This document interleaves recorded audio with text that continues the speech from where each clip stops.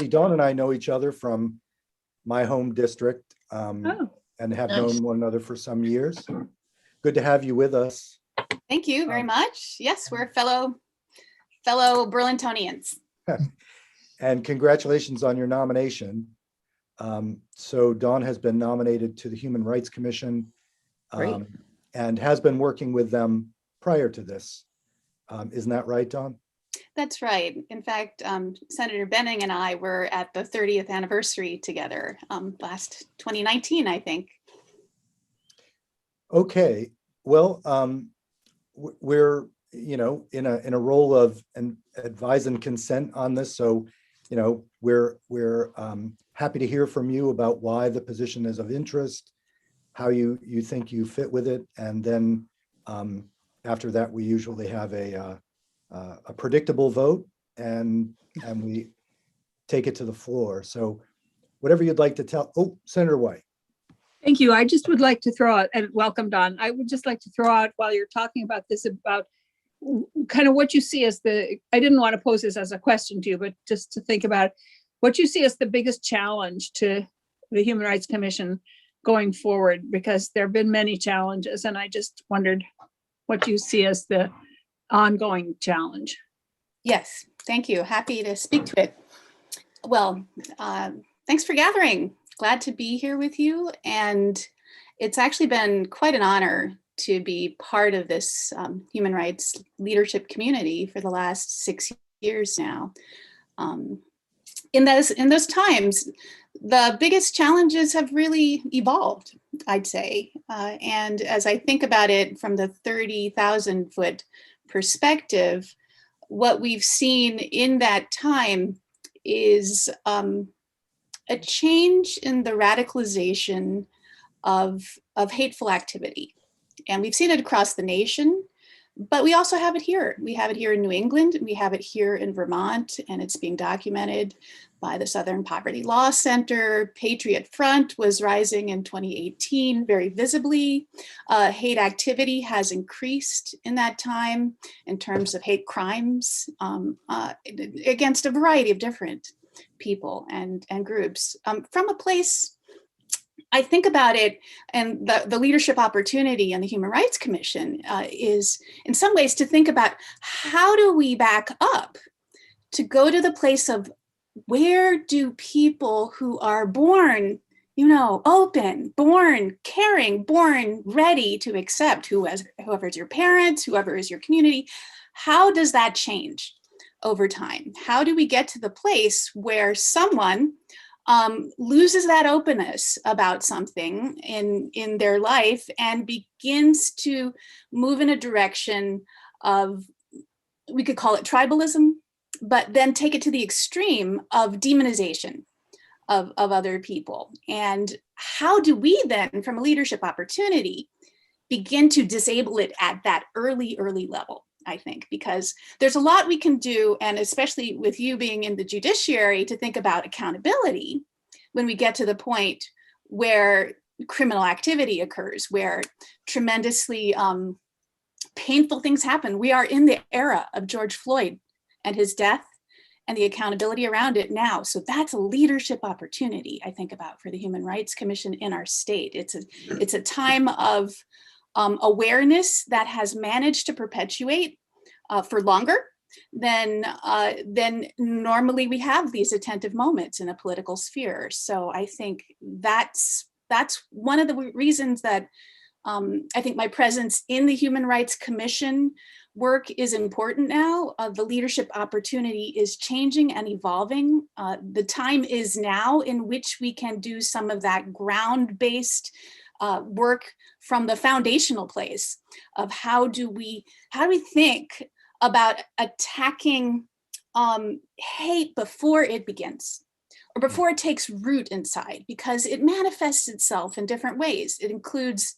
it can be preyed upon because of fear, and fear is real in a time of pandemic. My goodness, this is a time of rattling of structures of all sorts in our society. And so as we come through this pandemic, some of us, we have lost people, so grief and trauma is a shared a shared situation that we have in even our Vermont. And so it's something in which we can build back from in a way that pays accord to the care that's needed, to the thoughtfulness that's needed in the structures that we build post-pandemic. You are charged with a tremendous opportunity, having both bringing us through this and then having the, the influx of the federal resources coming. I mean, boy, what a time to be in your seats. And also, I think a time for the Human Rights Commission to think about how do we be proactive. Now, we have to hold tightly to the laws that we have and make sure that we're being thoughtful and accountable, because in the Human Rights Commission, we have sort of three arms, really. We have the quasi-judicial role, which means, I guess that's why I would come to you first, where we really have to take a look at the case in front of us and listen to both sides and apply that set of laws fairly to the situation. It's a privileged group to serve with. We are very different. We all have personal experience with something that brings us to the Human Rights Commission, some way that society may have discriminated against us in the past, and that's different for each of us. We're across the spectrum in terms of how we see the world and how we go through it. And so to have a diverse group in political thought, in concept, sitting together of five, which is not big, sitting together in five to be able to deliberate about the case on hand and then about the larger structural opportunities we have, I think it's a tremendous privilege. We have very few spaces left these days in our societies in which you can have real and important dialogue across difference, across different thought, to try to come to the place of how we move forward in a leadership direction. So I have really, I've enjoyed that I am one of five of a set of members who are all very different than myself. And I appreciate that forum. And I think I bring a lot to it. I think there's the quasi-judicial arm. So we have to attend to the law as it is now. We speak through our director, Bor Yang, and she brings forward the idea that this may be the time to relook at some of the standards as well. We see things that don't rise to the level, the very high level of what we have to consider when we're thinking about discrimination. And so it is worth the looking at every now and then when we see bad things happening, but there isn't a recourse within our particular set of statutes and the statutes on the books to do much about it. That we speak to you through Bor Yang in that way. And I think that's an ongoing dialogue. I'm very happy with her work and proud that we could bring her on. So we have quasi-judicial, and then we've got this education arm as well, which is really engaging the broader Vermont. And I see that's where we, broadly defined, get to begin to get at that place where we can sow the seeds of more care, more concept of us as a greater, all of us, Vermont, as kind of a larger family that really includes all of us, as opposed to some of us, and the others are the others. You know, we're looking at you as if you're different, you're less than. And I think that's one of the things that in Vermont we have a real challenge and opportunity, because we have so many things that make us special, so many things that we value so much that sometimes we can expand that to say, well, there's no problem here. You know, there's nothing wrong here because it's Vermont. All of that someplace else, and the data doesn't back that up. You know, it just doesn't. And so we can tap upon people's goodwill and good spirit and belief in the concept of Vermont to help bring us closer to that reality where we take better care of people, but there's work to do before that. And I see that the Human Rights Commission has a role in that to play as one of the biggest leadership voices in this space in our state. And so I think I have something to add in that space, in the education realm.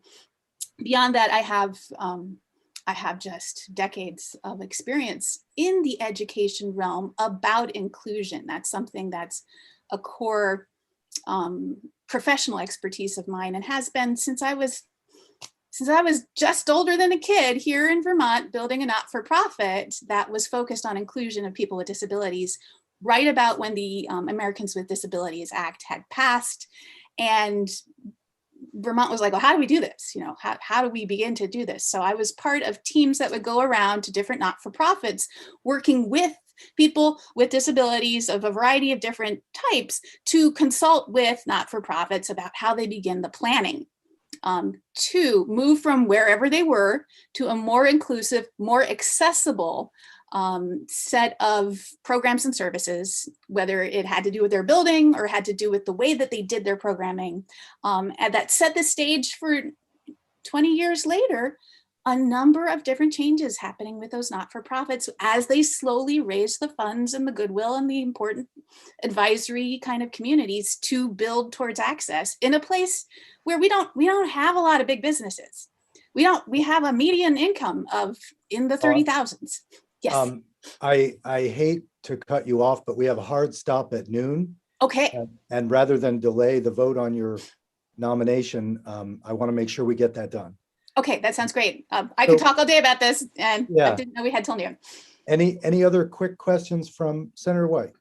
Well, I just was going to say, and this isn't so much a question, but just something that to think about. I think a few years ago in Judiciary, we had a young man come in and talk to us. I mean, he was in his probably late 20s, and he spoke to us. And when it was on racial issues, and when he came and was sitting in the audience, and I'm thinking, "Ooh, I wonder what he's going to say," and I was stereotyping. Clearly, I was stereotyping him, and he is from the Northeast Kingdom, and I can't remember his name right now. And he was going around to high school or middle schools primarily, I think, and working with kids who are in the most vulnerable positions to be recruited into this kind of hate atmosphere. And he was successful at it because he looked like them. Mm-hmm. And I just think that was such an opportunity and so it is something that I think about recruiting people who aren't the usual trainer type people for us, but to connect with people where they are. So just a thought, and not really a question, but I was just so impressed by the way he spoke with kids to try to tell them they didn't need to enter this hate atmosphere. I'm so glad that you've had that experience, because we're still learning as a society, how do you help deprogram that? And the key seems to be so far, people who've had experience within those communities or with loved ones in those communities, again, where there's a peer connection to be able to help you move in a different direction. So I think you're absolutely right. This is a coalition effort. This cannot be ghettoized. This cannot be segmented off to people who are already protected within the laws, but discriminated against in life. You're right. It's going to take some of us from all over society, and there's work to be done. You're right. I'm so glad you've had that. I'm sorry. This is Dick Sears, and I'm by phone this morning, unfortunately. I'm going to suggest, Senator Baruth, that we do the vote at 8:30 Friday morning, allowing you to finish up, and we can do our vote then. Well, we're done now because we have a caucus in 10 minutes. Yeah, I know. That's why I wanted to not. But we don't have to take the vote if you'd rather wait. Well, I think it's easier. It's noontime now, and I know you got 10 minutes. Okay. And Dawn, thank you. I'm sorry I wasn't there in person with you, but you made a eloquent speech, and I appreciate your candor. All right. Well, thank you for your leadership, everyone. And let me know if you have any further questions between now and then. Happy to answer them. I do have a great day. Oh, yes. Senator Nika. I do just have one question. You could send one line email if you want. With regard to, I missed the third role of the commission. If you could, Absolutely. So we have quasi-judicial, we have education, and then we have straight up leadership in places that haven't been unearthed. So understanding that the human trafficking problem that was unearthed in Vermont, the sex trade piece, has a human rights component to it. And so being able to take leadership where there is a void and move forward to say, this is a human rights issue. This is a human rights need. And so that's just a, straight up, we're not trying to work from the seed, but we're working from the moment of where people engage us now. And so that's almost a communication piece as opposed to an educative piece. I think. very good. Thank you. Okay, great. Sure. Thank you. Take care. Thank you, Dawn. Thank And Peggy, if you could make